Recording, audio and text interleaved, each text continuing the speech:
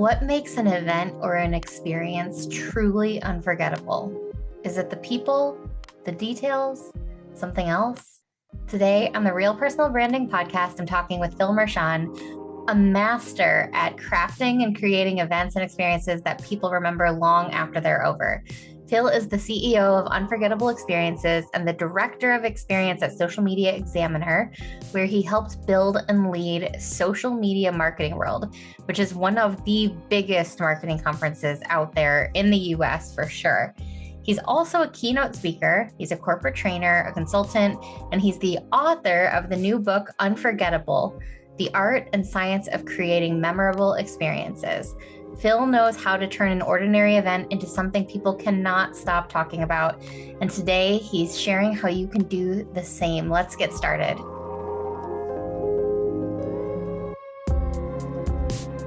Welcome back to the Real Personal Branding podcast, Phil. I'm so happy you're here.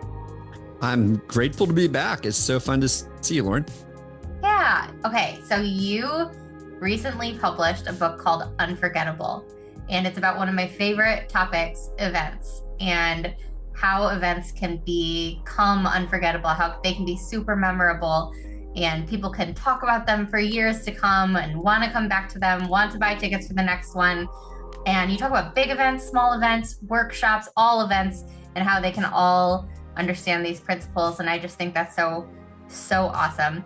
But I think that a lot of people will need to know a little bit more about you, a little bit more of the context of how you came to know this, because I know that you have accumulation of over 30,000 hours of experience in event planning. But I think you should kind of give us a little bit of a background of where you started and how you got to here today and how you became the expert in the event space. Tell us a little bit more about that.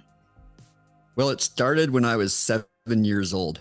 And I lined my brother and sister and all the stuffed animals up on the couch. And this was after church one Sunday. And I put them all on the couch and I led a quote unquote service. And I was the preacher. So that was the first event that I remember creating, which is kind of funny. Hilarious. But it really started after college. My first job out of college was with Boeing. And I was sitting in a session on total quality management. And I was watching the guy teach this session, and he was teaching us how to brainstorm, which was a new concept to me. I'd certainly been part of brainstorming sessions, but didn't know to call it that. And I said after that session, I want to do what you are doing someday. And he told me how he got there, and he'd been a pastor for 30 years, had a heart attack, and his doctor said, you can't go back to being a pastor. It's too stressful. Find something else to do. So, well, that's not a very enticing career path. So I think I better get there a different way. And over the next 4 years, well, actually, you should know something. When I was in college, I took public speaking. During this class, you had to give a persuasive speech. And when I got to the conclusion, when you were supposed to close the deal, I completely blanked what I was going to say. And I couldn't even think of anything to say. So I just went and sat down and covered my head in shame, got an F on that part of the course. And I said, I'm never doing that again. Well, fast forward about 5 years and I'm standing on a stage in front of 5,000 people talking. Yeah. And I was traveling the Midwest talking. And so I was creating events and experiences every night on college campuses throughout the Midwest. And so that's when it really started to hit home. And then I began doing training events. I ended up being a corporate trainer for a large oil and gas company, Koch Industries, if you've heard of them.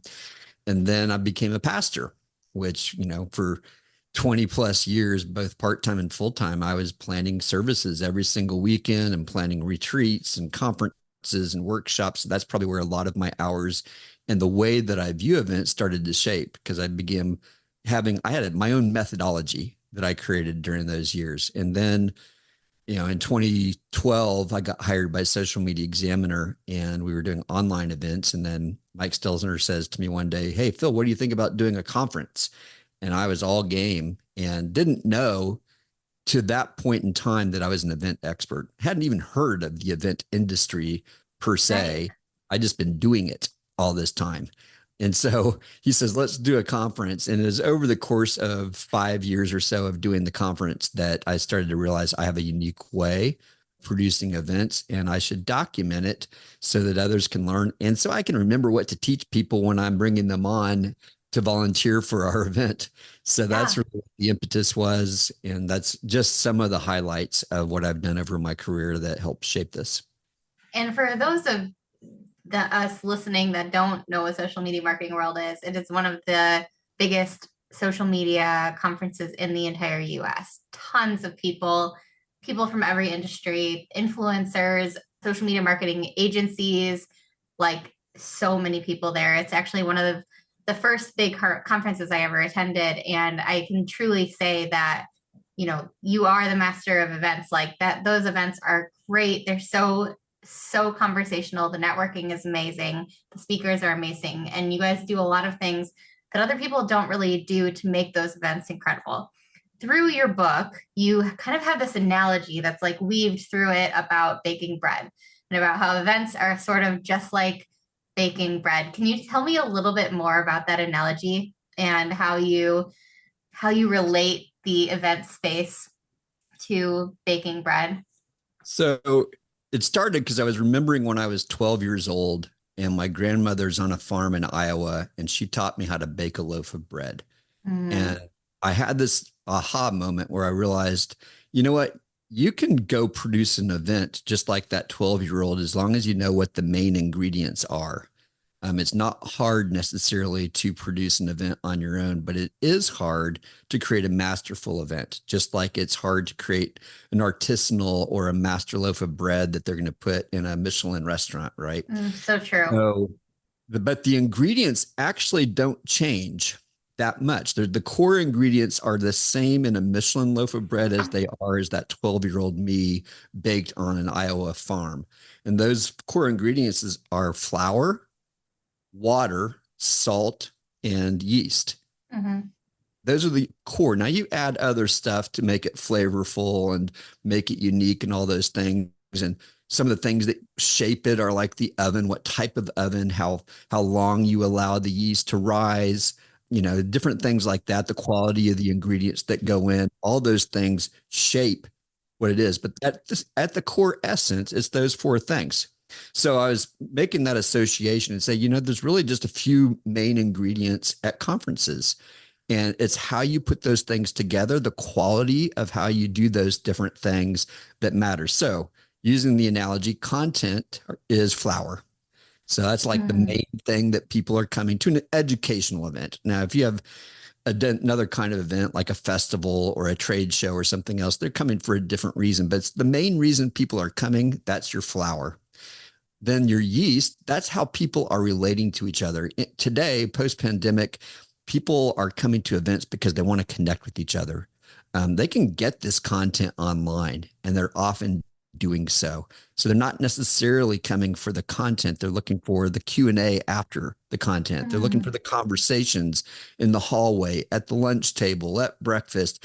They're coming for that. So yeast is those are the conversations, and you need the right people in the midst of your event who are helping people connect. So that's the yeast. Yeast is 1 part to 100, 1 part to 200, something like that, depending on the kind of bread that you're making. So if you have some super connectors at your event, they have a profound impact on the overall event. Water is communication. Lauren, you'll love this. I demonstrated this on a stage one time, and I had the ingredients, and I was talking about these four ingredients and how you mix them together. And I had my recipe, and I was mixing them all together. And about halfway through, I'm realizing this isn't mixing. It's clumping up, and oh some of no. some of the flour is not mixing in. And someone in the audience made the observation, "Did you do that on purpose, Phil?" And I said, "What did I do on purpose?" And he said, "Not have enough water." I said, "Oh, yeah, it's exactly what I was doing." Because I That's was trying to exactly. demonstrate why, if you don't have good communication, some people will be left out. And it wasn't on purpose, by the way, but I owned it. Because it's such a profound illustration of when we don't have good communication, some people get left out. Some people could even have too much. Like you could have pools of water that don't get mixed in. And so communication is your water. And then salt is kind of like the flavor of the event. That's what you're doing with lights and sound and colors and even the culture of the event. And then the other things that I add on are like the oven. So the oven is the venue. And Lauren, I don't know if you know this, but you've probably experienced it. When you choose a venue, 90% of the experience that you're able to create is already defined.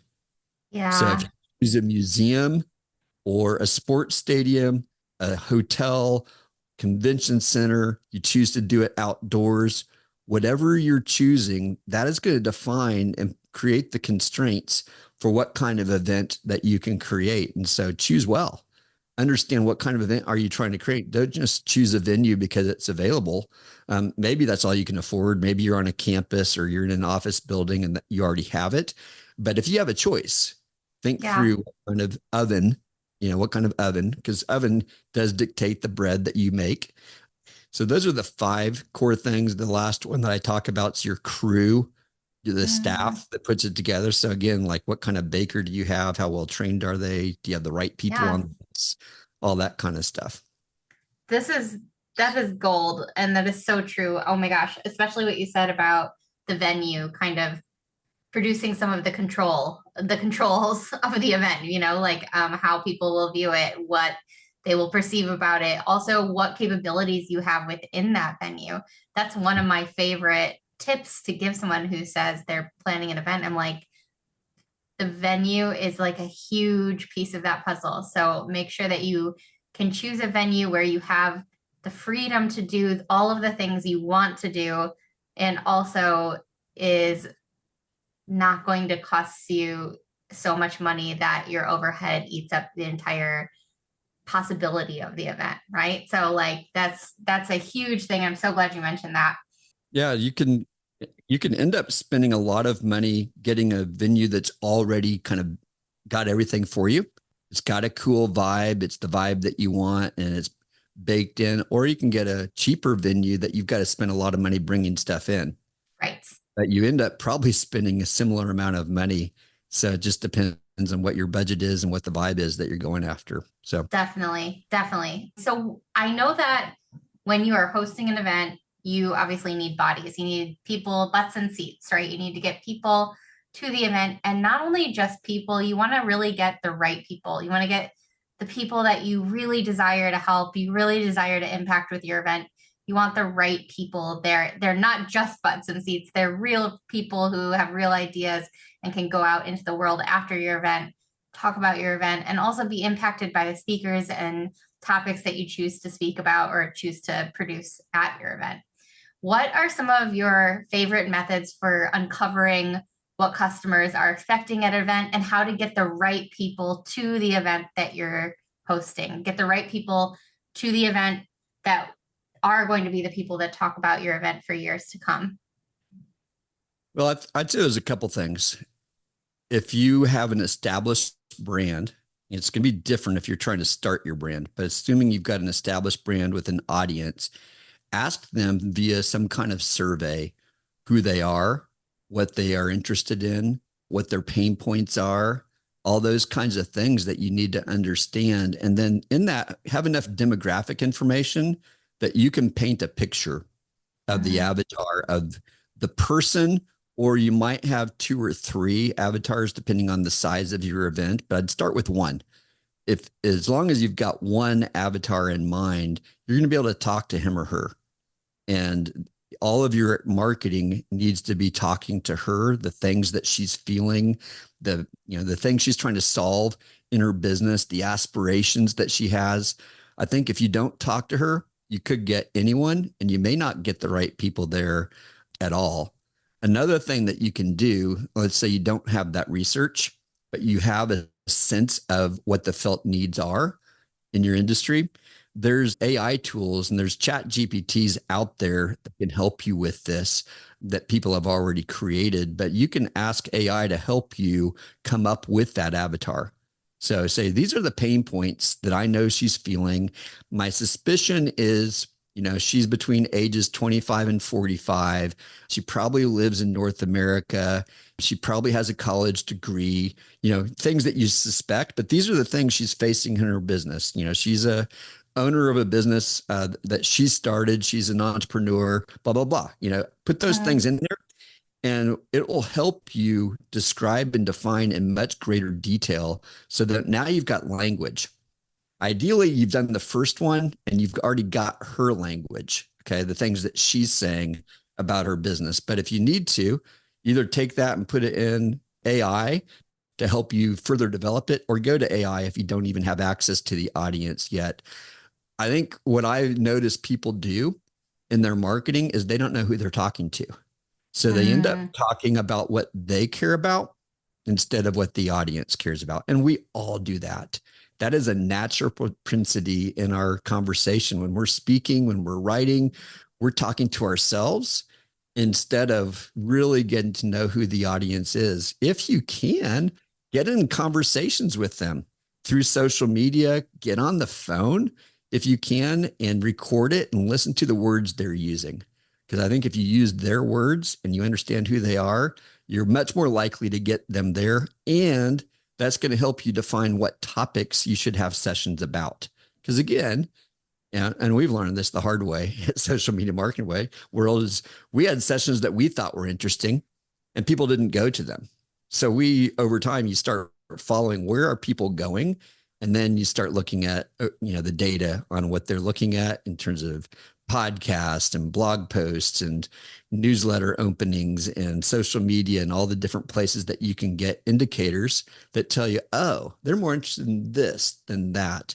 And these are the pain points they're trying to solve. And so those are my recommendations of getting butts in the seat is if you're talking to her and you can help create the value that she's looking for and why your event is the one that she needs, she's way more likely to come, and you're way more likely to not get the people who don't belong.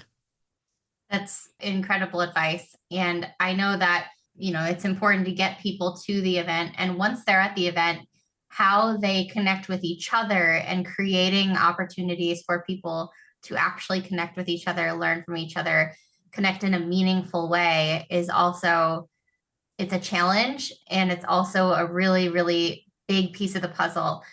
What can you say about creating intentional opportunities for connection? You said that was one of the biggest ingredients was creating opportunities for relating to each other, relating to the content, relating to each other, communication. Tell me a little bit about your thoughts and opinions on that.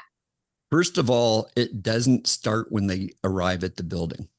It starts ideally when they buy their ticket, but at least 60 days out from the event, some kind of forum, some That's kind of good. place where they can get to know each other.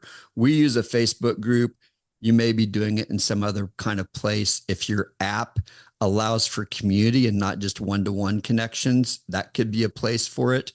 But try to get people engaging with each other, getting to know each other. I like to do pre-event orientation kind of meetups where people can just get to know each other in addition to learning some tips about how to take advantage. Do whatever you can to get people connecting before they come and to make plans.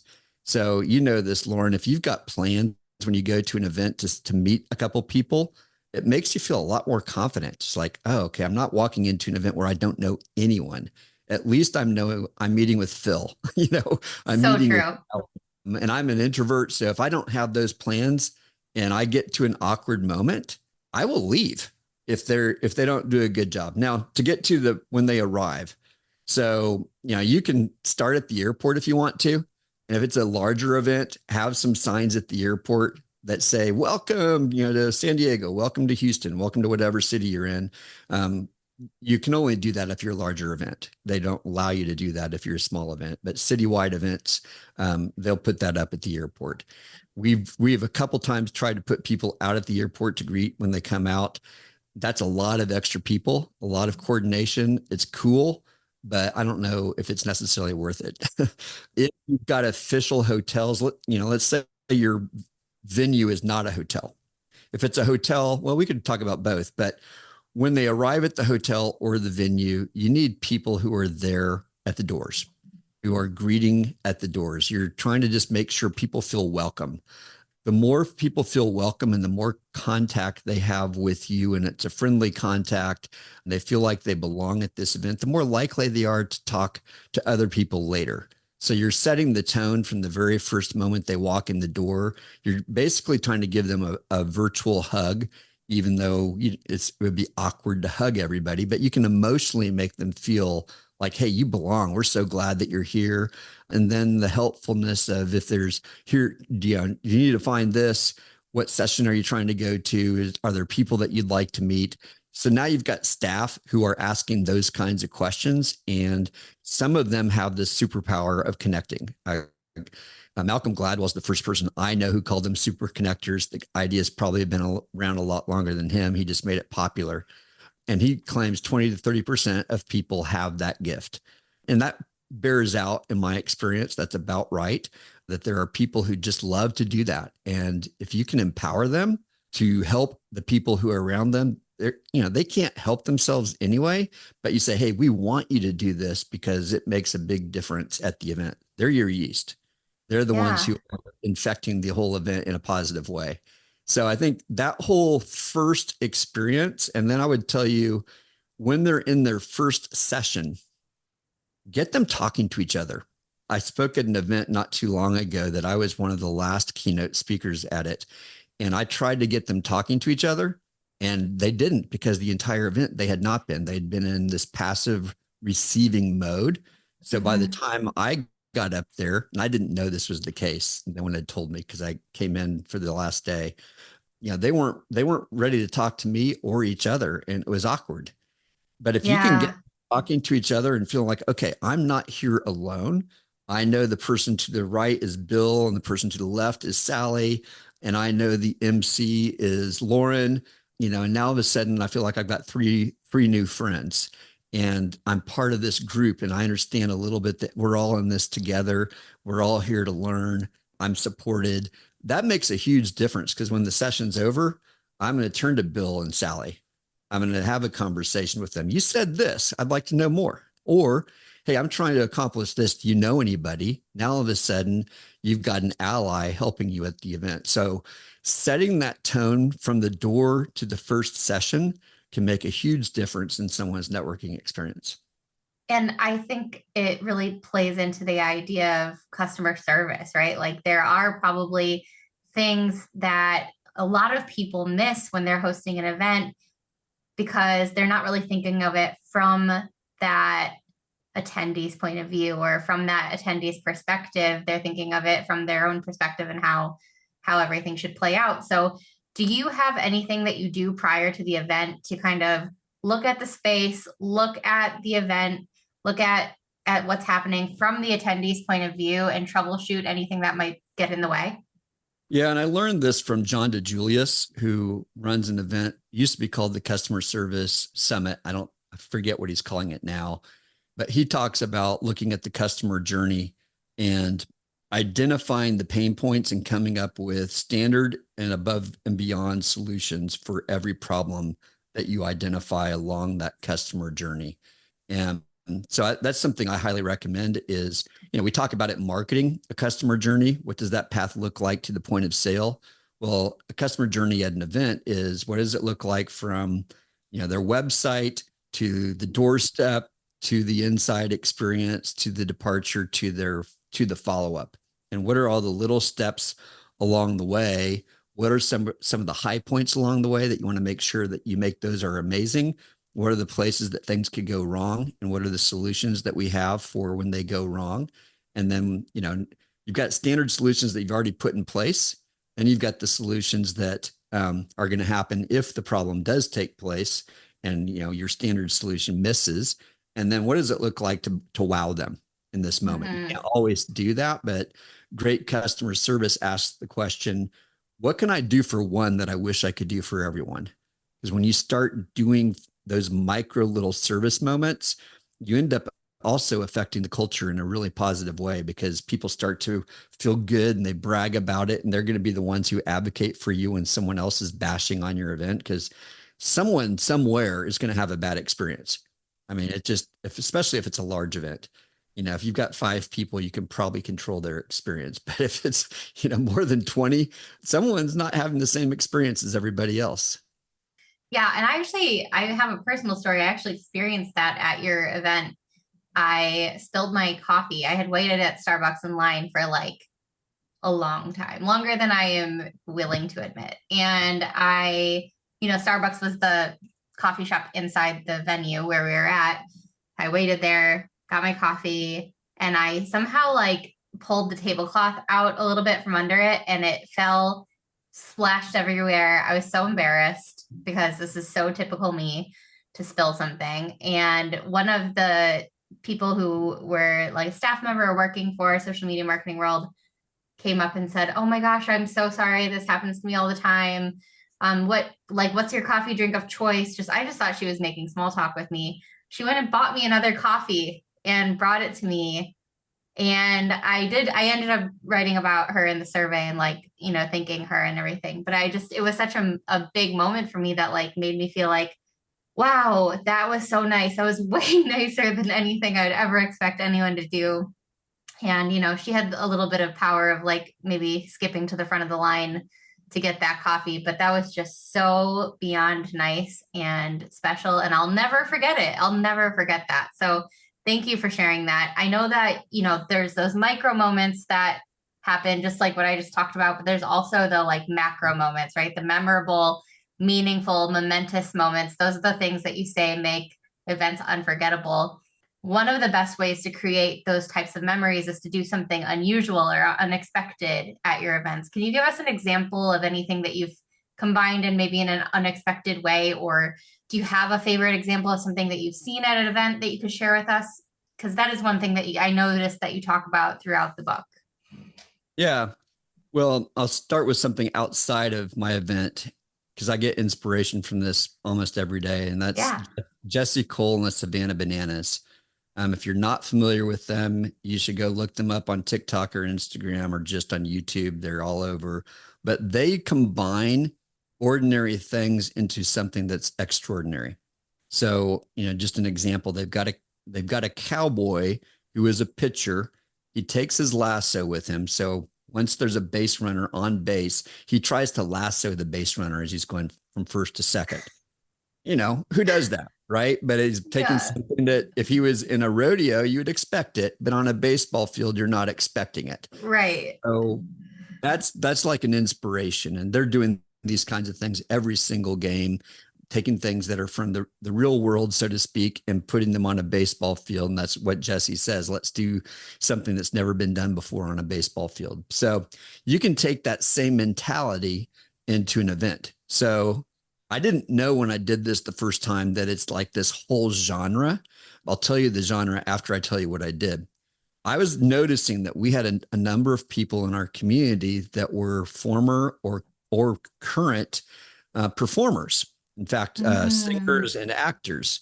And I started asking myself, well, what would it look like to do a little mini musical, kind of a parody, somewhere within the show?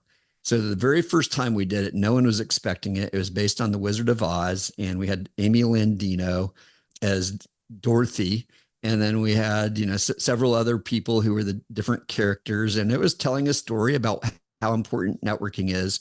And they were singing a few songs from it, and it was probably 10 minutes after Mike's opening keynote, and he didn't know it was coming.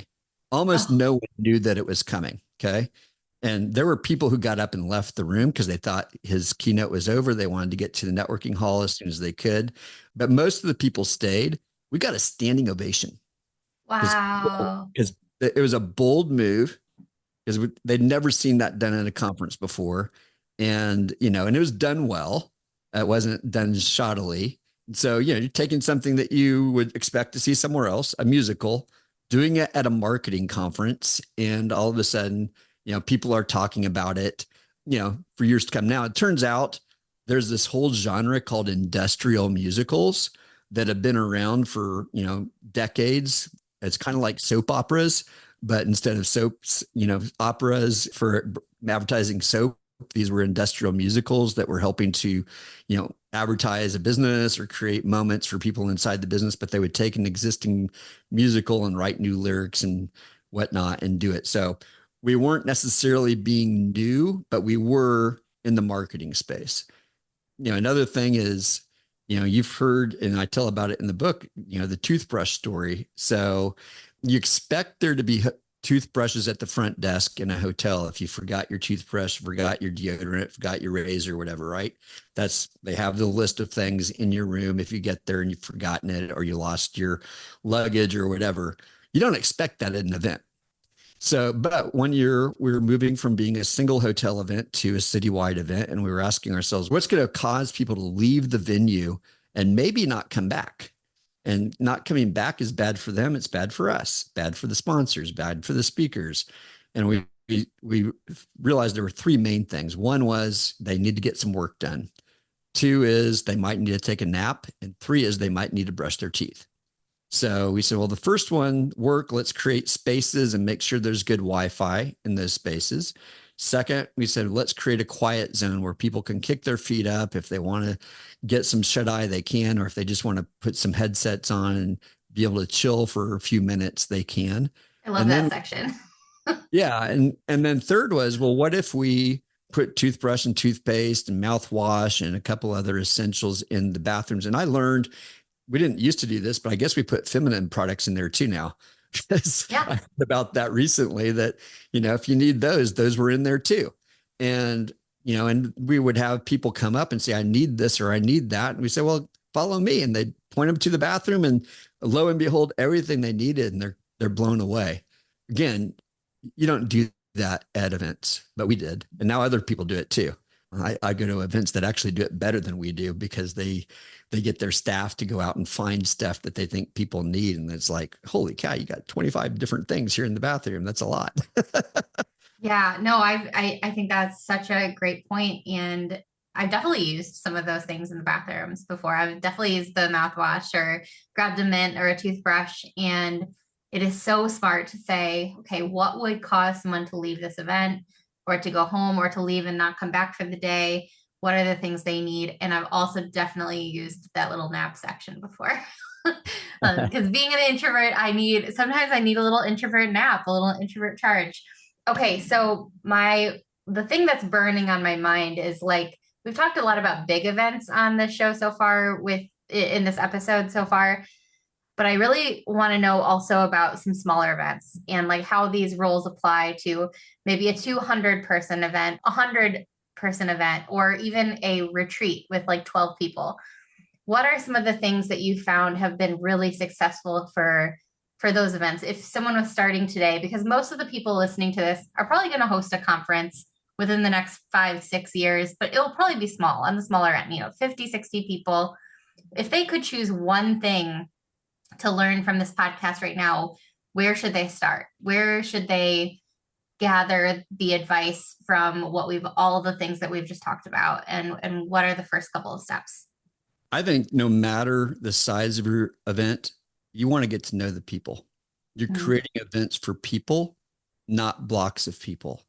Right. And so you're in a 12-person event, you have no excuse not to know every person, their story, get on the phone, get to know them, serve them. You're creating a curated experience for each one of those people. You know what their needs are. Ideally, you're helping them to know each other before the event. That is a very unique experience. And you're probably doing a retreat because you're trying to create a place of transformation. And so it's incumbent on you to know them. 100-person event, you might think there's no way I can know everybody. Let me tell you about Karen Haidt. Karen Haidt runs the Commitment Summit, and she literally gets on the phone with every person or every couple that's coming to her event, gets to know them, what their problems are, helps them solve a problem before they ever get to the event, because she wants to create value for them so that when they get to the event, they already feel like they got their money's worth. But also it helps her to introduce them to her team who are there on site. Now, I think it's important that in a smaller event like that, you are following through and you are talking to these people throughout the event. It's very easy, especially for us introverts, Lauren, to kind of back away and shy away from conversation throughout the event. I know for me, getting the people who love to talk all day long on the front lines is important, because I wear out quickly. I don't enjoy talking to people all day long. I will eventually stop. and I'll need to retreat and find a place to rest and recuperate. So getting those people in place. But I think remembering that you are creating the event for those people and make it as good as you possibly can. Know what they came to learn, know what their networking styles are. If you're serving food, which, isn't always necessary, sometimes letting them go out to the foodie restaurants could be the exact right thing to do. But other times you want to create a great experience and keep them on site. Then you need to have great food. What are their restrictions? What are their dietary needs? Like ask those questions and then follow through. Like if you ask Right. the question and don't follow through, that looks worse than not asking at all. So So, true. but get to know them and, think about the space that's going to really be conducive. If you know your audience is predominantly women, like social media marketing world, that's going to cause you to make choices about your environment and the music and so forth. It's different than if it's predominantly men, or if it's, a very international crowd, that might look different than if it's, all like North Dakota or something, right? If you have a very specific culture, it's going to look different than if it's a diverse group of people. So I think, the principles are the same. You're able to do it at a much more personal level, the smaller the event is. All right. I have a question that try to ask every person at the end of the interview. And you have dropped so much gold today that I'm curious to know your answer on this. And that is, if you had to bust one myth about hosting an unforgettable experience, what would be that myth? What would you say? Bigger is better. Oh, that's a good one. All right. So there's kind of a couple ways that you can look at this. You could say the more speakers you have, the better event you have, the bigger the budget, the better the event, the more people, the better the event. So let's kind of look at all of those. But I would say that your overall results are not connected to size, but instead there could be more focused on the intent of the event. So if you have more speakers, and I've done this, Lauren, you may have been to one of the events where we had more speakers. You can't manage them as well. You don't have as much control over what they're going to do in the classroom. And they might do things that aren't according to your culture. They may not be making the impact. It looks good on your website, but it actually becomes overwhelming to the people who are trying to decide where to go. I've got 15 options right now. I have no idea. It's like you're in the grocery store looking at all the different cereals. Like, right. I just want cereal. I don't even know what to do. And then you don't make any decision. Likewise, the bigger the budget. Okay, let's talk about that. So I've talked to people who are in the event production space, and they told me a lot of times people are spending budget because they have it, but 60 to 65% of it is spent on things that are meaningless, that don't make any difference for the end user. So having a bigger budget doesn't necessarily make your event better unless you are spending it in the right ways that impacts the customer experience. And then, I think it's already obvious, the more attendees does not necessarily make a better event. It, in fact, could make networking harder. If there's too many people at the event where you become overwhelmed and you walk into a room, it's like, I'm just a number. If it's large, you still have to make it feel like it's small. So bigger is better is not necessarily true, even though it's a fun game to play back when you're in junior high and you're going door to door and trying to trade a penny for, a mattress or something. That is so funny. I have so many more things that I could ask you. Like, I have questions about goodie bags and sponsors and all of that kind of stuff. But what I would love to do is send people to your book, which is a great read. It's if you thought you got so much information from Phil here today, just wait till you read this book, because it is a goldmine of amazing tips, examples, real life examples, all of that stuff. So, and I know that you have a bonus chapter of the book that you're offering to anyone who listened to this podcast. So we will definitely make sure that we put that inside the show notes of this episode.